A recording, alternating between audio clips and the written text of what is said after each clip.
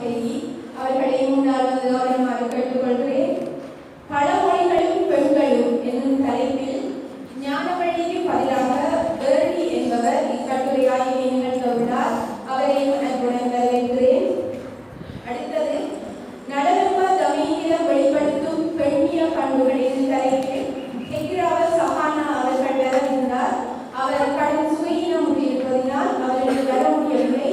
அவர் மீண்டும் நல்வாழ்வு பெற வேண்டும் என்று பிரார்த்திக்கிறோம். இந்நிகழ்வினை தொடர்ந்து நடத்த வெற்றிச்செல்வி அவர்களை அன்புடன் அழைக்கிறேன்.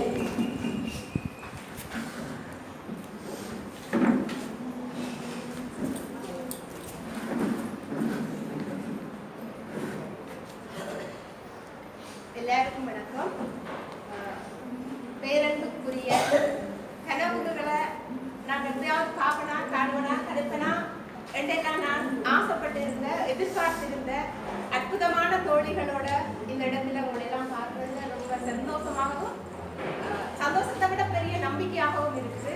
அந்த வகையில இதில் முதலாவது விஷயமா நாங்கள் எங்களுடைய மனங்களை எங்களுடைய உடல்களை விட்டு தனிய மனங்களையே பலமான கோடரிகளாக கொத்தவல்ல, மனங்களை உடைச்சு வெறும் நடைப்புணமா ஆக்கவல்ல, மரணத்தையே நாங்கள் ஏற்றுக்கொள்ள தூண்டுற மிகப்பெரிய சக்தியாக இருக்கிற சொற்கள். அந்த சொற்களுக்குரிய ஆண்மொழியின் கட்டுடைப்பு வேண்டியதுல தலைப்பிருக்கு. அந்த ஒவ்வொரு சொல்லும் ஒரு வார்த்தையில எவ்வளவு மோசமா பெண்களுடைய மனதை பெண்களுடைய இருப்பையே கேள்விக்குள்ளாகலாம் என்று எங்களோட சமூகம் கட்டமைப்பு வச்சிருக்கு. அந்த ஆண்மொழி கட்டுடைப்பை பற்றி இந்த அமர்வு இருக்க போகுது. இந்த அமர்வு முதலாவது விஷயமா பால் இழிவு, பெண் என்ற அடையாளங்களை எப்படி இழிவுபடுத்த முடியும் ஒவ்வொரு சொற்களாலையும் என்றதை வச்சுதான் முதலாவது விஷயம் நடக்க இருக்கு. மாலதி மைத்ரி என்னுடைய மிகவும் அன்புக்குரிய ஒரு எதிர்பார்ப்புடன் தேடி வந்த ஒரு உறவு. அவங்க தன்னுடைய கருத்துக்களை இப்ப உங்களோட பகிர்ந்து கொள்வாங்க. மிக ஆழமாக நீங்கள் ஒவ்வொரு சொல்லையும் உள்வாங்க வேண்டும் என்றது என்னுடைய தாழ்மையான வேண்டுகோள். நன்றி.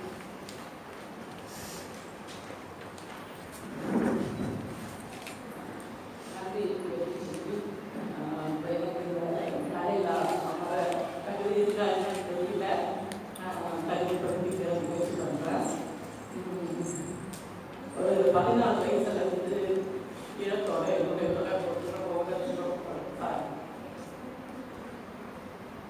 நிறைய நண்பர்கள் வந்து இழந்திருக்க.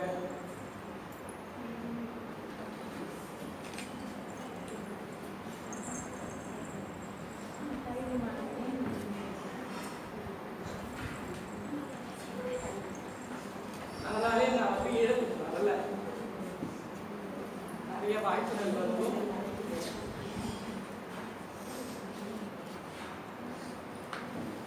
என்னுடைய எழுத்துக்கள் பாராட்டங்கள் நிறைய பதிவு பண்ணிருக்கு.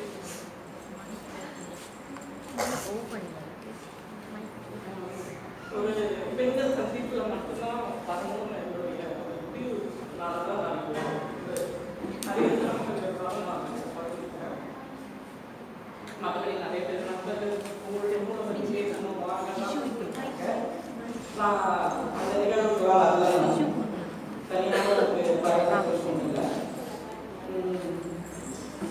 இது வந்து ஆக்சுவலாக இப்போ இந்த நாடகம் வந்து ரொம்ப அதுவும் ரொம்ப ஆழமாக ஆரம்பிச்சு மண்வெட்டிகள் வந்து புதைக்கிறதுக்கு இல்லை மரங்களை நடுறதுதான்றது வந்து எவ்வளோ பெரிய குறியீடு, எவ்வளோ ஆழமான வாழறதுக்கான வெளியே வந்து நாம் எப்படி இழந்துட்டு ஒரு குறியீடு ரொம்ப வலிமையாக அந்த நாடகத்துக்குள்ள வச்சிருக்காங்க. அந்த நாடகத்துடைய மையமான குறியீடு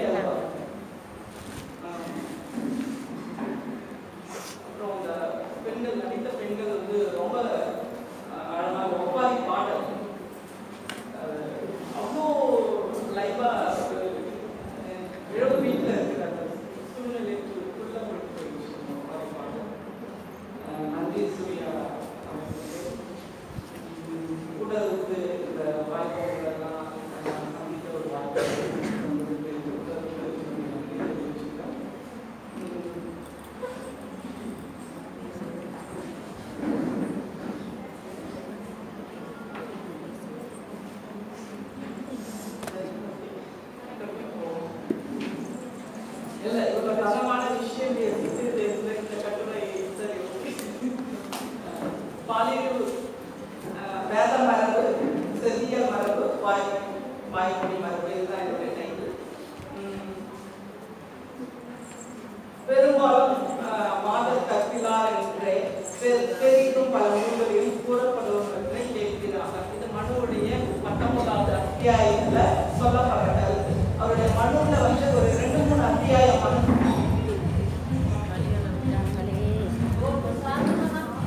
மனுவுல 2-3 அத்தியாயம் வந்து உங்களுக்கு வந்து பெண்கள் பற்றி தான் இருக்கும்.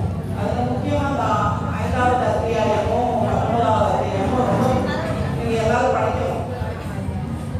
கேட்கிறாங்க மனு சாஸ்திரம், மனு ஸ்மிருதி, மனு நீதி நூல் அப்படின்னு சொல்றாங்க. இதுல நீங்க புதுசா அந்த மனுவை படிக்கிறதுனால ஒவ்வொரு பெண்ணும் மனுவை வந்து படிக்கிறது ரொம்ப முக்கியம்னு நினைக்கிறேன்.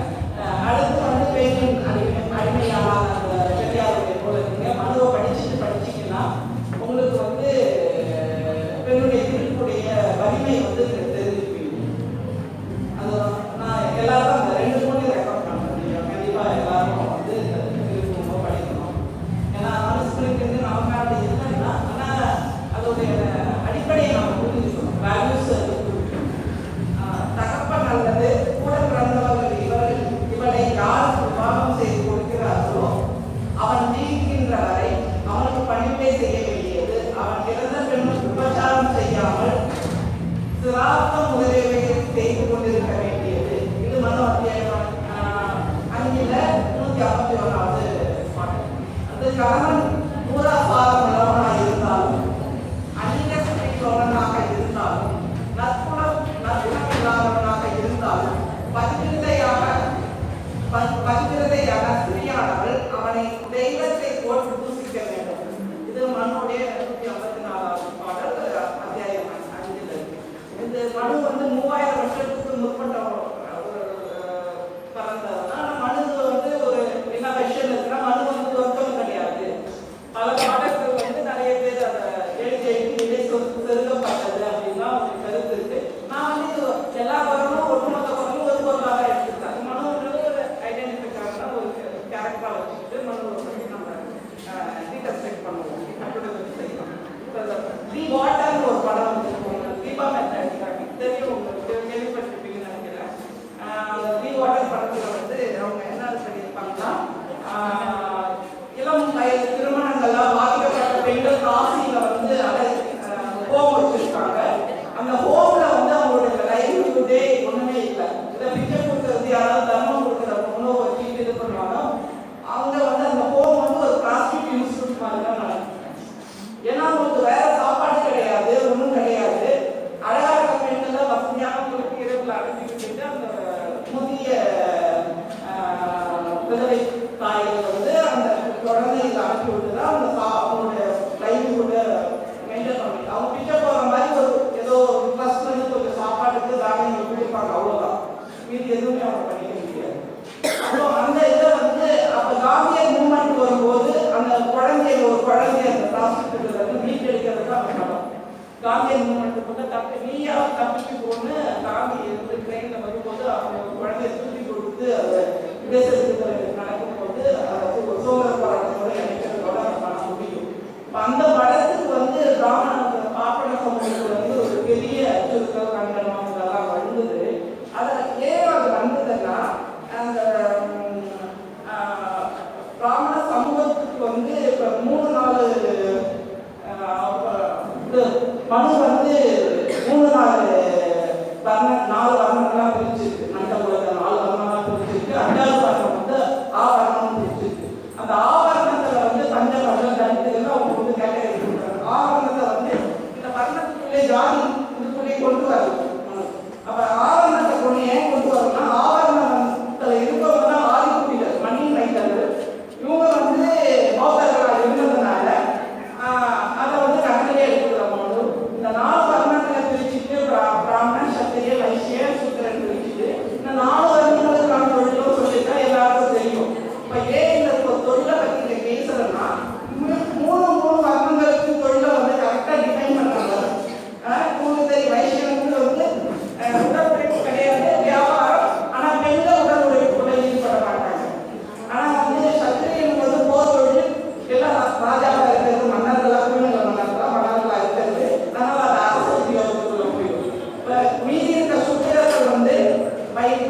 நெசவு இது மாதிரி கைவினை தொழில்கள் இதெல்லாம் இது பண்ணலாம். ஆணும் பெண்ணும் ஈடுபடுறாங்க. இதுதான் மேஜர் பாப்புலேஷன். இப்போ ஆணும் பெண்ணும் வந்து உழைச்சாலும் சாப்பிட முடியும். அப்ப பிராமணருக்கு பாப்பனுக்கு வருமானம் என்ன சொல்றாங்கன்னா, வேலை செஞ்சு வேலையே செய்யக்கூடாது. வேலை செஞ்சு வேலையே செய்யக்கூடாதுன்னா நீ வந்து தானம் பெற்று தான் வாழணும். மற்றவங்கிட்ட இருக்க பொருளெல்லாம் உன்னுடைய பொருள், நீ தலையில இருந்து வாங்கலாம். நீ மற்றவங்கிட்ட இருக்க பொருளை வந்து நீ கேட்டு வாங்கி சாப்பிடணும். அதுல வந்து அவன் கொடுக்கலன்னா அவன் கேட்டு தர மாதிரி சாப்பிடணும்னு வரும். தானமா கொடுக்கலன்னா அவனுக்கு ஏற்ற மாதிரி சாப்பிடணும். அவங்க குழந்தைய வரலாறு வராங்க அப்படின்றார். அப்ப என்ன விஷயம்னா, அப்ப ஏன் மனு வந்து இப்ப பெண்களும் வேலை செய்யக்கூடாது. மனுடைய எல்லாரும் விபச்சாரி, பெண்ணுனாலே விபச்சாரி டிஃபைன் பண்ணிடுறாரு. பண்ணிட்டு அப்புறம் பெண்கள் வேலை செய்யக்கூடாது. பிராமண பெண்கள் வழியை தாண்டக்கூடாது. கணவன் வந்து வெத்தகை ஆயிடணும். பெண்களுக்கு சொத்துரிமை கிடையாது. அப்ப என்ன வேலை செய்வாங்க பெண்கள்? விபச்சாரம் மட்டும்தான் பண்ணுவாங்க. அதனால விபச்சாரம் கூடாதுன்னே ஒரு அத்தியாயம் முழுக்க மனு இது பண்ணிருக்கான். இப்ப அடுத்த இது என்ன பார்க்கணும்னா, இதுக்கு ஒரு சப் டெஸ்ட் வந்து நான் சொல்றேன். இப்ப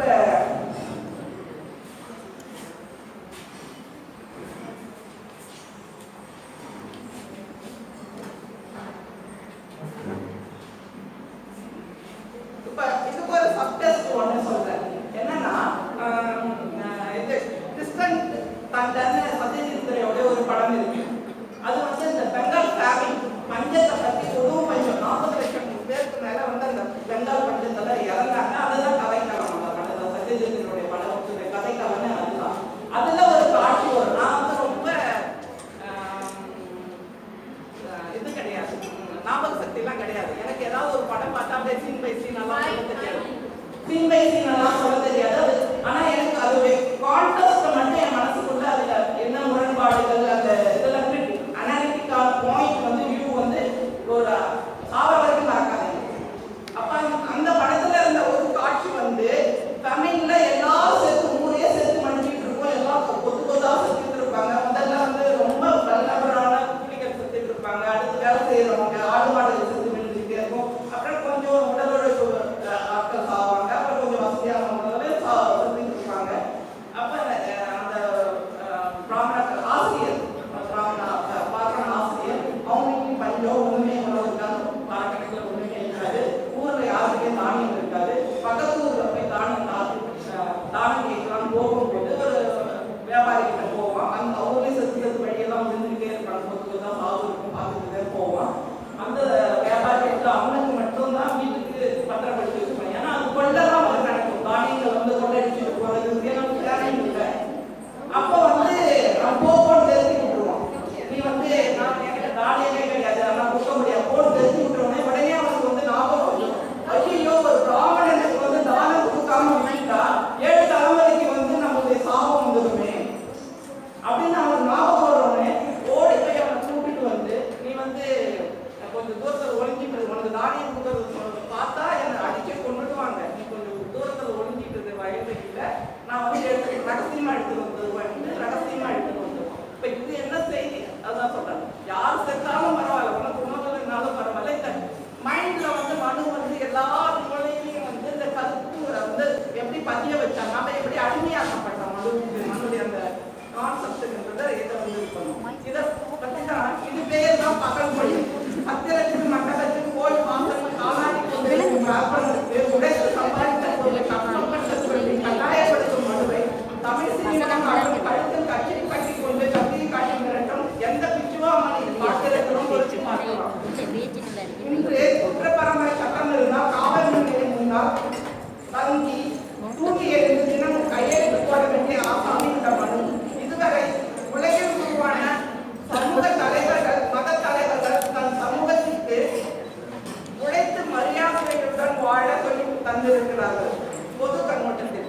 அது அப்புறம் சமயத்தில் வந்து நமக்கு விமர்சனம் இருக்காங்க. பொதுவான ஒரு கண்ணோட்டத்தில் வந்து எல்லாரும் உழைச்சு சாப்பிடணும், பிற பொருளுக்கு ஆசைப்படக்கூடாதுன்றதுதான் சொல்லி. ஆனால் பார்ப்பன குலத்துக்கு தலைவன் சொல்லப்படும் மனு தன் குல மக்களை அடுத்தவனிடம் இருப்பதெல்லாம் பொருள்தான் நீ தாராளமாக பிடித்து சாப்பிடலாம் என்று சொல்பவன் எப்படி ஒட்டுமொத்த மனித குலத்துக்கு நீதி சொல்பவனாக இருக்க முடியும்? உலகில் தோன்றிய முதல் வேத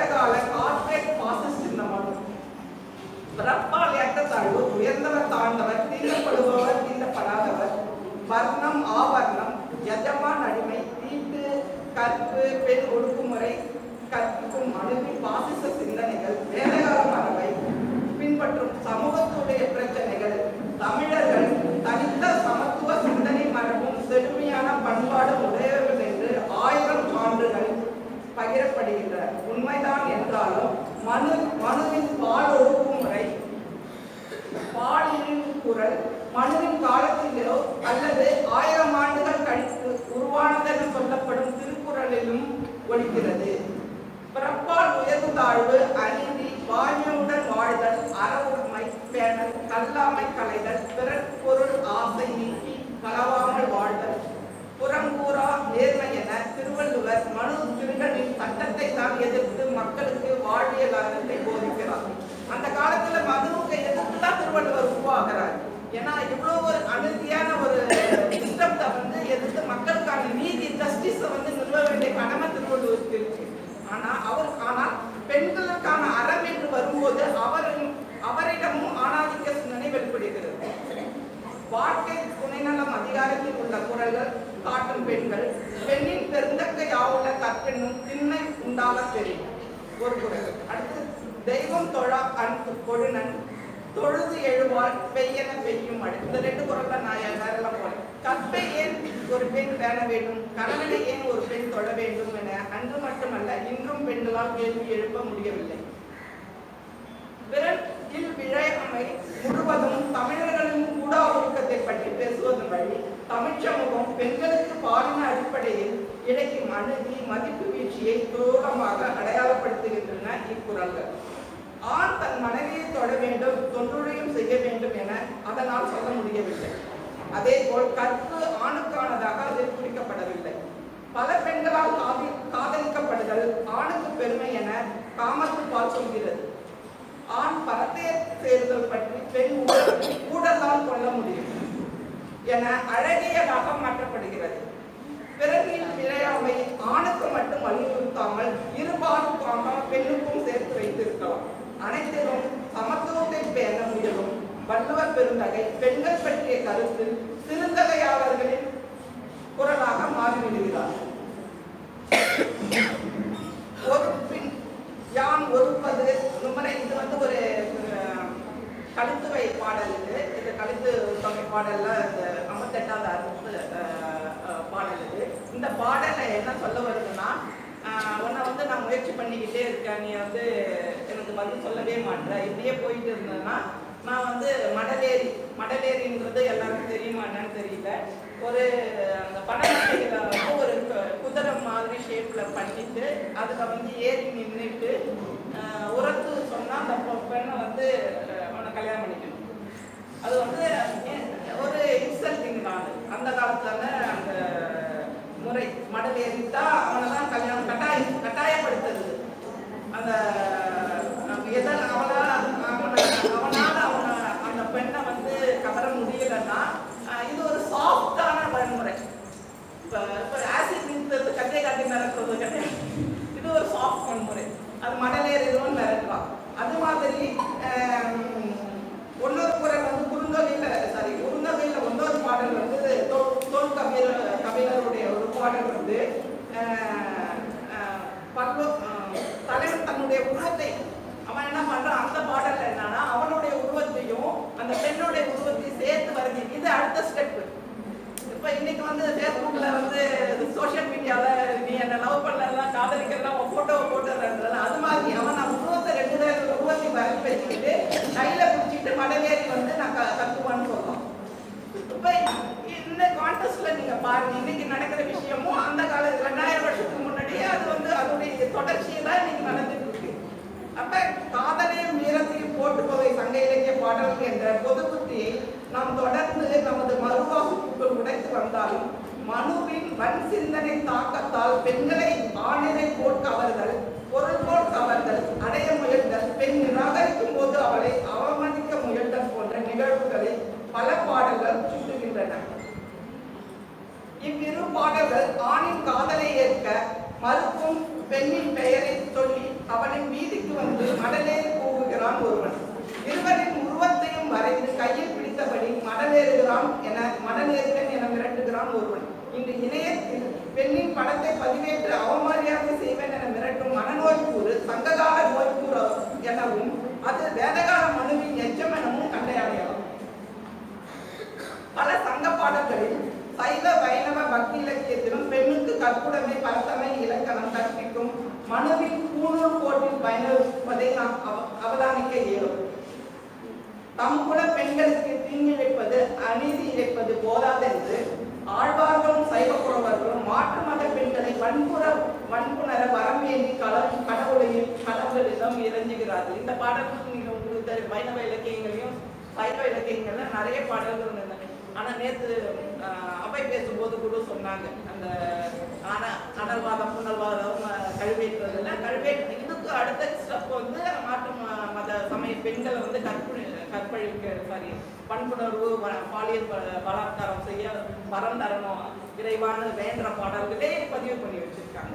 அதுல இந்த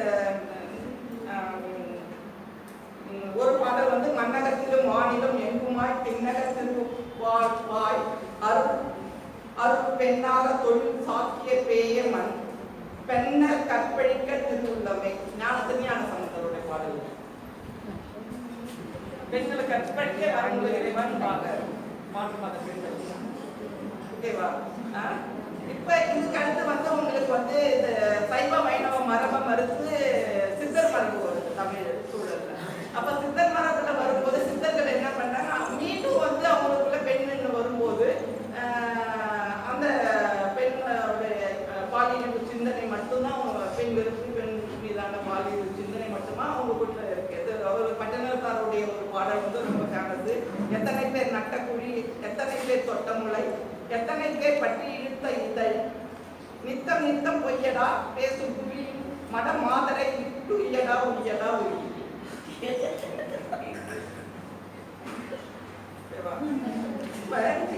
அதுக்கு அடுத்து வந்து இந்த சித்தர் மரபு முடிச்சுட்டு செல்லியல் மரபு வந்துருது. பாரதி தான் நம்முடைய நவீன இலக்கியத்தினுடைய கவிஞரை நமக்கு வந்து அறிமுகம் ஆகிறாரு. அப்ப வந்து பாரதியோட குரல் வந்து பத்தினி பெண் கேட்டு தன் பரம்பரையை தொடரும் பாரதி நவீன இலக்கியத்தில் ஆடம்பரமாக பெண்களை புனிதப்படுத்தி கையில் ஒரு சூளத்தையும் கொடுத்து கொஞ்சம் மெல்ல கொள்ளும் நஞ்சையும் மனித நாவில் தேய்க்கிறார்.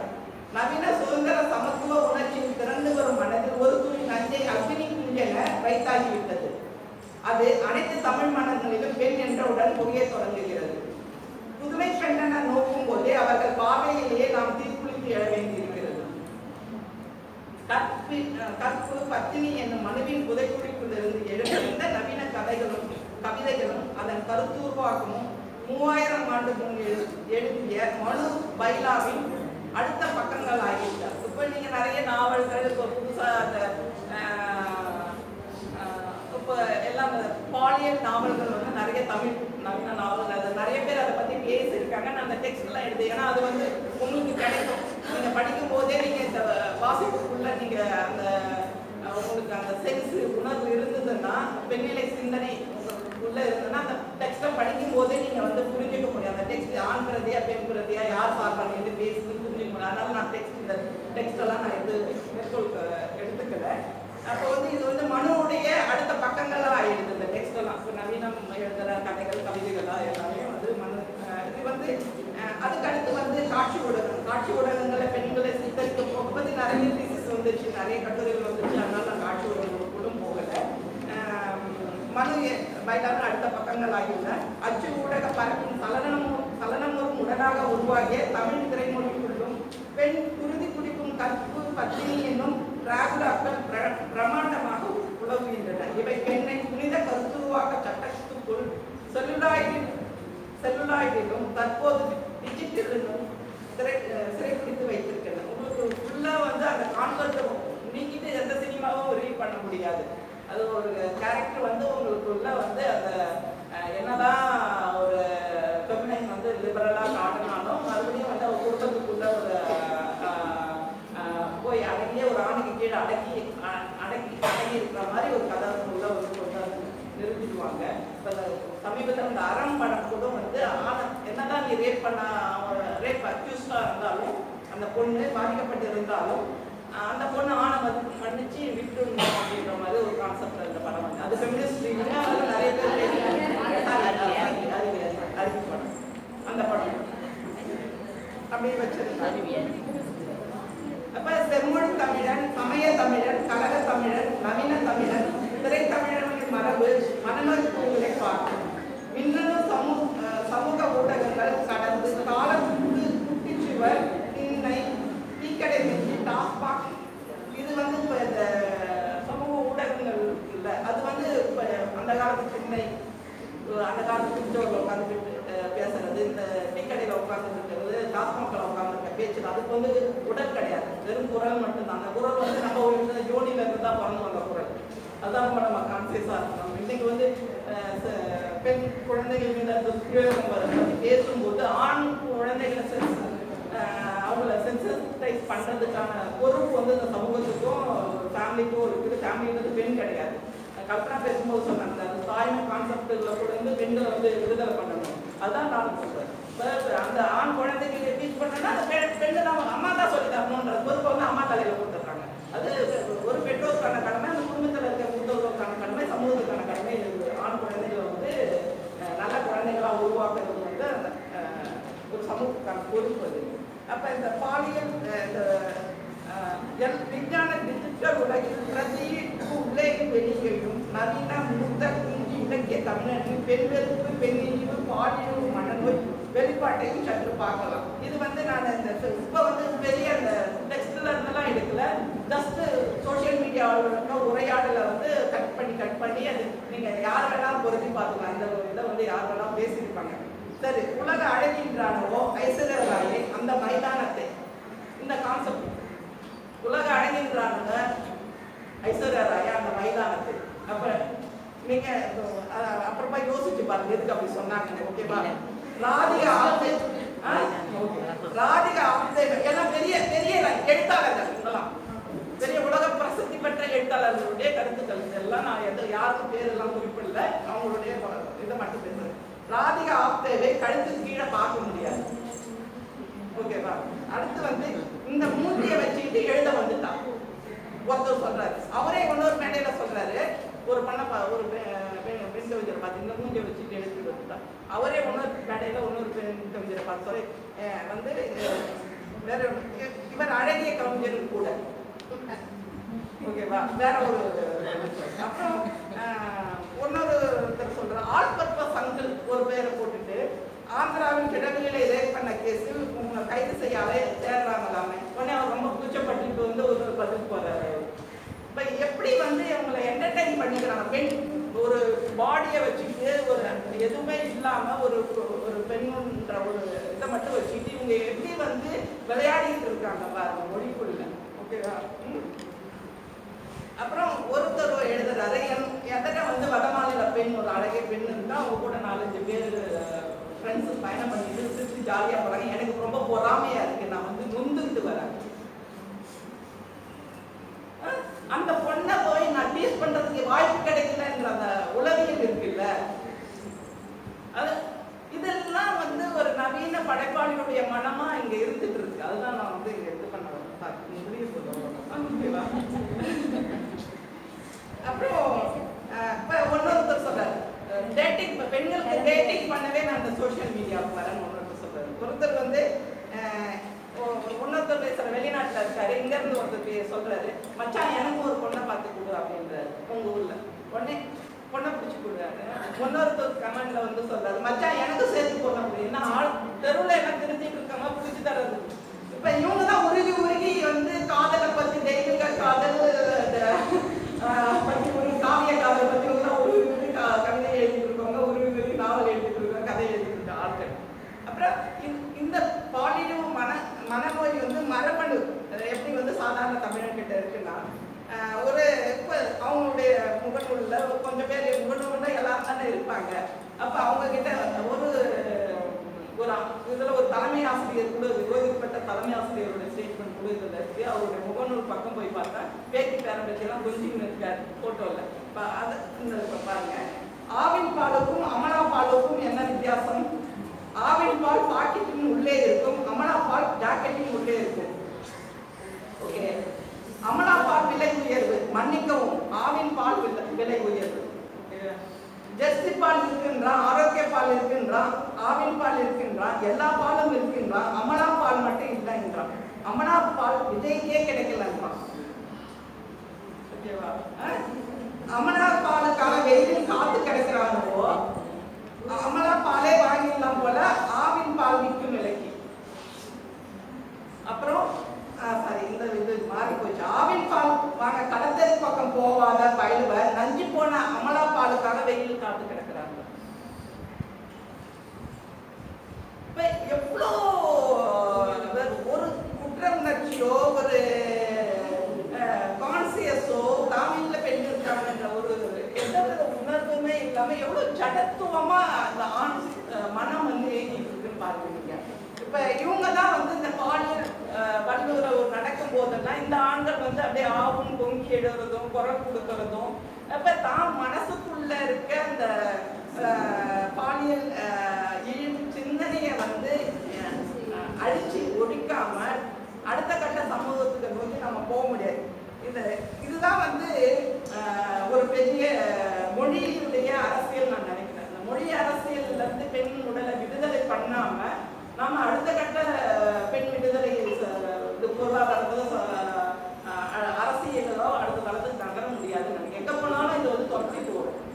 அப்ப வந்து பாலியல் இழிச்சிந்தனை மரபை எடுத்து பேச்சு தன்னை அடையாளமாக சூட்டி மகிழும் கூட்டு உளவியல் அடிமை சமூகத்தை மட்டுமே உற்பத்தி செய்யும்.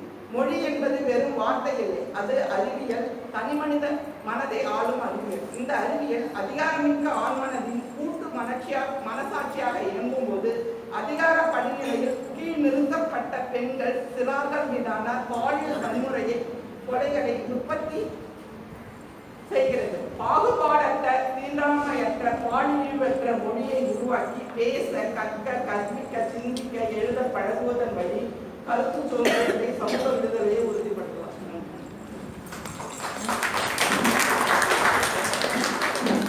ரொம்ப பேர் சுத்தமாக போட்டுக்கொண்டிருக்கிற சட்டைகள் எல்லாம் அடுத்து கோகிலத்துக்கு நாங்க வழிகாட்ட வேண்டிய பெரிய போட்டுக்கிற மாதிரி உணர வச்சிருக்குது. இதை நோக்கி கேள்விகள் வரும் பொழுது தொடர்ந்து கதைப்போம்.